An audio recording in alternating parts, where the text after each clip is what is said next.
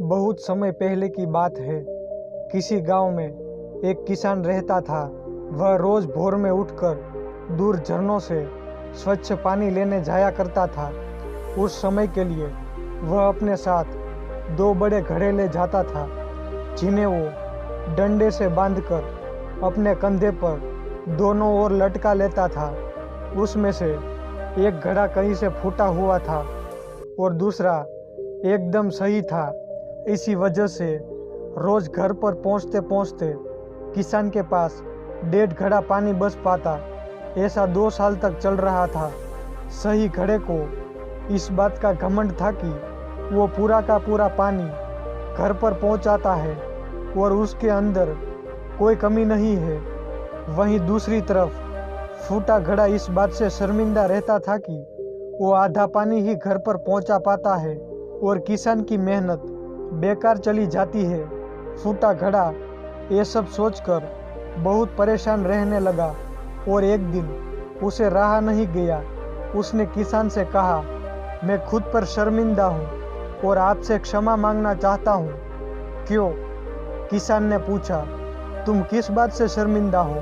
शायद आप नहीं जानते, पर मैं एक जगह पे फूटा हूँ और पिछले 2 सालों से मुझे जितना पानी पहुँचाना चाहिए था बस उसका आधा ही पहुँचा पाता हूँ। मेरे अंदर ये बहुत बड़ी कमी है और इस तरह से आपकी मेहनत बर्बाद होती है।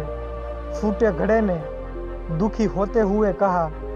किसान को घड़े की बात सुनकर थोड़ा सा दुख हुआ और वह बोला, कोई बात नहीं, मैं चाहता हूँ कि आज लौटते वक्त तुम रास्ते में पड़ने वाले सुंदर फूलों को देखो। घड़े ने ऐसा ही किया। वह रास्ते भर सुंदर फूलों को देखता आया। ऐसा करने से उसकी उदासी कुछ दूर हुई, पर घर पहुँचते पहुँचते फिर उसके अंदर से आधा पानी गिर चुका था। वो मायूस हो गया और किसान से क्षमा मांगने लगा। किसान बोला, शायद तुमने ध्यान नहीं दिया। पूरे रास्ते में जितने भी फूल थे वो बस तुम्हारी तरफ ही थे, सही घड़े की तरफ एक भी फूल नहीं था। ऐसा इसीलिए क्योंकि मैं हमेशा ही तुम्हारे अंदर की कमी को जानता था और मैंने उसका लाभ उठाया। मैंने तुम्हारे तरफ वाले रास्ते पर रंग बेरंगी फूलों के बीज बो दिए थे। तुम रोज थोड़ा थोड़ा करके उन्हें सींचते रहे और पूरे रास्ते को इतना खूबसूरत बना दिया। आज तुम्हारी वजह से ही मैंने इस फूलों को भगवान को अर्पित कर पाता हूँ और अपना घर सुंदर बना पाता हूँ। तुम ही सोचो, अगर तुम जैसे हो वैसे नहीं होते तो भला क्या मैं ये सब कुछ कर पाता? दोस्तों, हम सभी के अंदर कोई ना कोई कमी होती है, पर यही कमियां हमें अनोखा बनाती है।